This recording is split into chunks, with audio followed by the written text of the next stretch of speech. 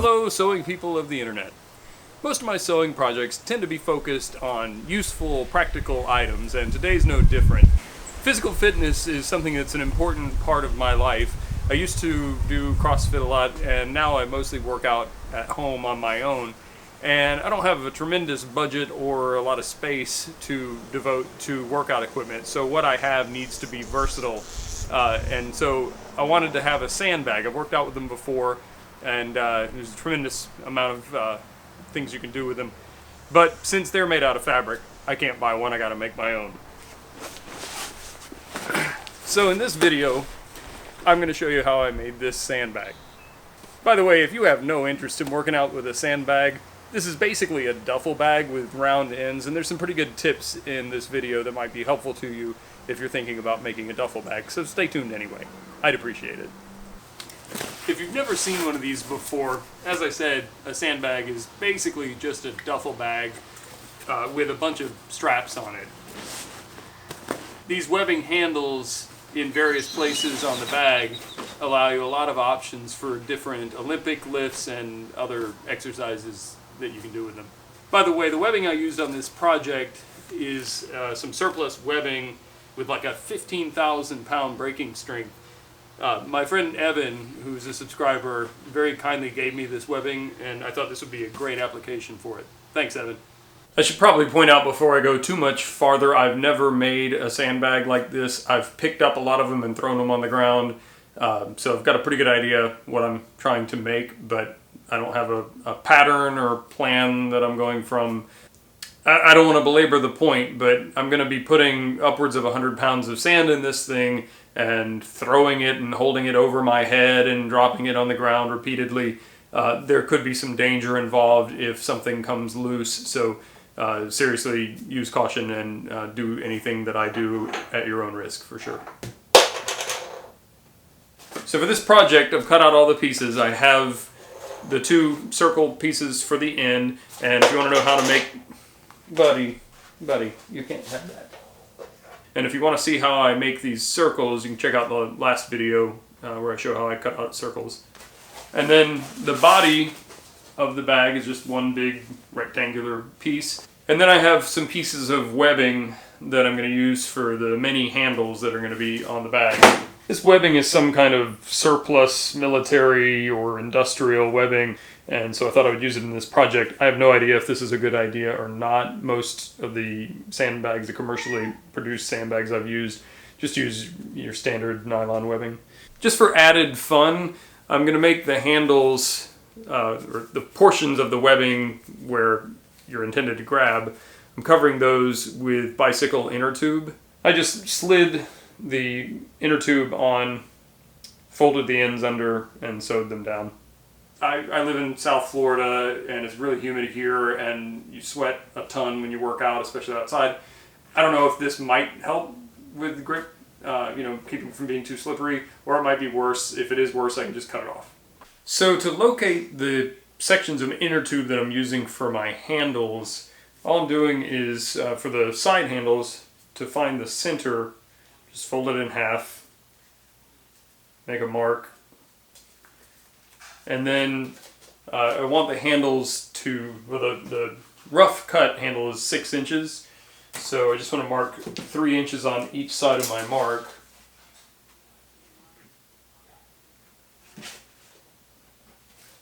And that way I know when the handle is centered, and then I'll fold in the ends and sew them down.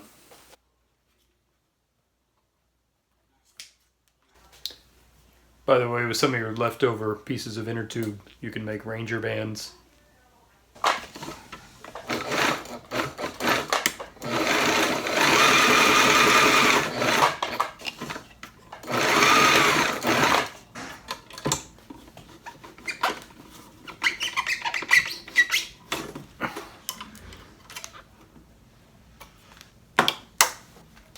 For these longer straps, I made a mark at the center, and then I'll just fold the end to line up with that mark. Make a mark here. And I'm going to have a handle at the center, and between the center and the outside, on each side. And I'll just follow the same process of marking 3 inches from those marks. So I've already sewn the handles onto the circular end pieces. And as you might expect, I just used a box X stitch. I actually went over the box X twice on all of these. There's going to be a significant amount of stress on these things, so I want to do everything I can to make it as strong as possible. And now I've got to sew the straps onto the body. To try to make that easier on myself, I thought I would glue them in place so they would be where I want them and stay there while I sew, because there's a lot of stuff to kind of keep in place. And nothing that I've been able to find works. I'm just using a standard artist's colored pencil here, and I made some marks on a scrap piece and confirmed that I can wash this off so there won't be any visible marks when I'm done. I used the same colored pencil to mark out my box X. This should be relatively invisible after I've sewn over it, and to be honest with you, I don't really care. But again, if you're concerned about the final appearance and want to make sure that the marks aren't visible, just make sure you test it on a scrap piece to be sure you can remove any marks. Since I couldn't glue the straps in place for sewing, and they're way too thick to pin, I used these reference marks to make sure I was sewing the straps exactly where I wanted them.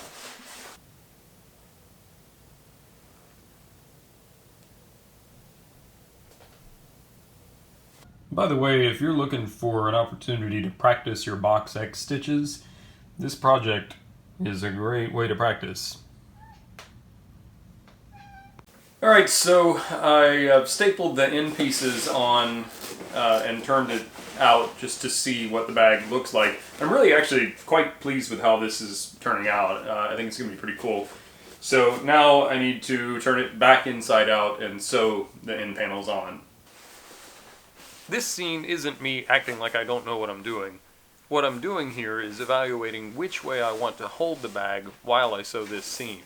It's better to figure out which orientation is best before you start to sew it.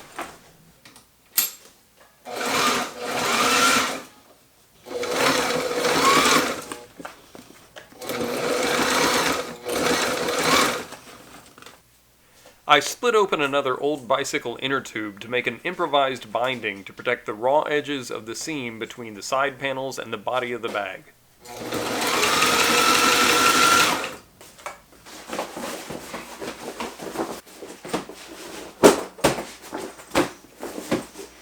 Okay, well, the bag is done. I just want to point out the binding on the inside. I just used inner tube to bind the inside. And I really don't care at all what it looked like. I only wanted to protect the raw edge of the fabric so it doesn't fray. It's going to have other bags inside it filled with sand rubbing against it. So I just wanted to have some kind of protection on there. That's not the way to do binding, and binding with an inner tube is a pain in the neck anyway, but purely for functional reasons. So the bag itself is finished, but a sandbag with no sand in it is just a bag. Now, if you're thinking you could just fill this up with sand and start throwing it around, don't do it inside because you're going to have a mess. There's no way this is going to be sand tight. So let me show you how I'm going to fill this with sand. The idea here is I'm going to use multiple bags of sand of different weights. This one's about 5 pounds, a little bit less. And that way I can adjust the weight in the bag for whatever kind of workout I'm doing. If I want a heavier bag for lower reps, or if I want a lighter bag for more endurance or whatever, I can just easily adjust the weight. This is 400 denier packed cloth that I made the shell of the bag out of. And for the inside of the bag, I have a trick. I don't know how the commercial manufacturers do this, but this is an experiment for me, so if in the long term this doesn't work out well, I'll put a comment to this video, so check the comments if you're watching this in the future. Don't tell my wife, but I used our kitchen vacuum sealer to package the sand. I let it suck out some of the air, but not all of it. I want sand bags, not bricks.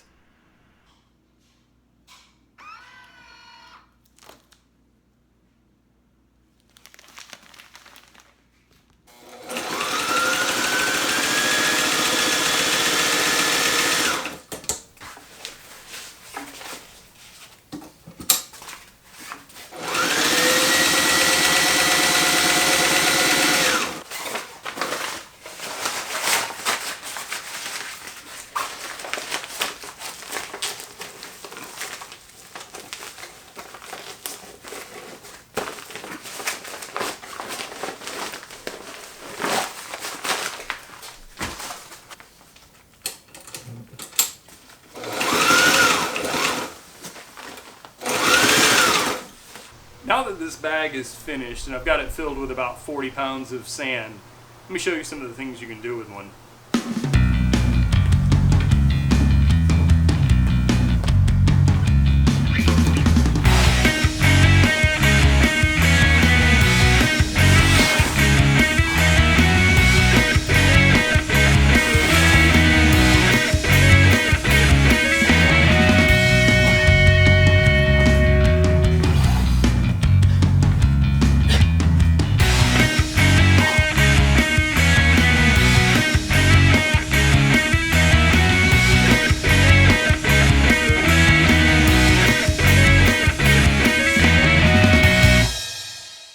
So I've used the bag a couple of times and it works great. It feels exactly like every other sandbag that I've used in workouts. I really like the handle material. It feels a little bit more substantial than the regular webbing I've used on other bags. So that worked out really well. I'm guilty often on these videos of not including a lot of the details of a project. That's partly on purpose and partly because I'm lazy. But I do overlook details sometimes, so if you've watched to this point and you're interested in some of the detailed information about this bag, I will give it to you now. All of the material for the bag, the exterior shell of the bag, is my big roll of 1680 denier ballistic nylon. And I think I mentioned earlier that the shells for the bags of sand inside the bag itself are 400 denier pack cloth, which is my black roll up here. The width of the bag is about 28 inches. I think I made it 28 inches before seam allowances. And I honestly did that just by kind of trying to remember how it felt, how wide the bags I've used in the past were. That really doesn't matter at all. This is just a bag filled with sand with some handles on it to pick up and put back down. The end panels of the bag are circles that are 10 inches in diameter. We're going to talk more about that in just a second.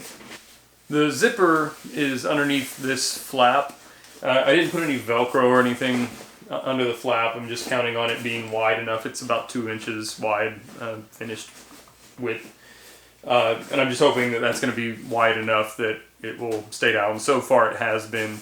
And that's just to make it slightly more comfortable, because if I didn't have this on here and the zipper happened to land on my face while I was doing something overhead or something, that could be uncomfortable, but it's not super critical.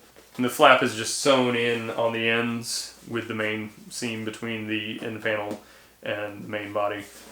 I installed 2 zipper sliders on this bag.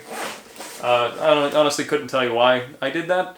I think what I was thinking is if I needed to put another sandbag in one end of the bag or the other, I could just open that in. I don't know.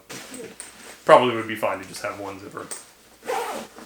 The thread I used throughout this entire project is size 92 or V92 or whatever the other size equivalents are. You'll have to look that up if you want. Bonded nylon thread. I used gray throughout the whole project. So I told you the width of the bag. What I didn't tell you was the length dimension of the piece that made up the body of the bag.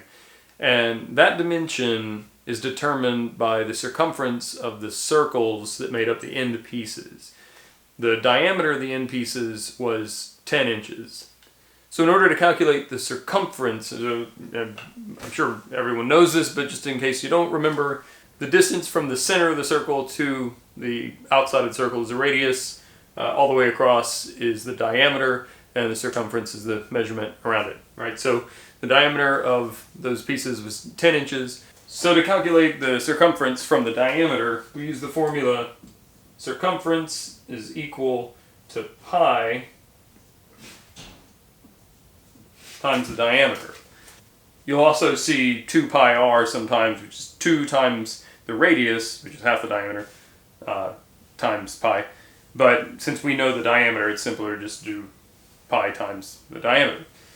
So pi is 3.14, etc., etc., etc. For our purposes, 2 decimal places is plenty accurate. So we need 3.14 times 10, which is our diameter, and that gives us a circumference of 31.4 inches. I did that in my head, by the way. So now we know that we need that piece to be 31.4 inches in length, but we also have to add an inch to that because I made the fold where the zipper goes, and there's one on each end. The fold is 1/2 inch on each end. And I made a video about how you can quickly mark and make that fold, and I'll put a card up here for you to check that out if you like. So 1/2 inch on each end means we need to add 1 inch, so now we're at 32.4. But the zipper is going to take some of that length, so we need to subtract that amount. And I just kind of guesstimated that at about 1/2 inch. So we end up with a finished length of 31.9. So for making a bag with circular ends like this, that's how you can determine the length you need to have the body of the bag mate to the circular ends and come out even. So that's how I made my own workout sandbag. I hope you found this video interesting or informative, and maybe it'll inspire you to make something like this yourself. If you have any questions or comments, post them in the comment section below. If you like this video, click on the thumbs up button, it really helps me out. If you're not already a subscriber, I'd love to have you subscribe to my channel, and thanks for watching. Bag. I hope you found this video, I don't even know what I was going to say.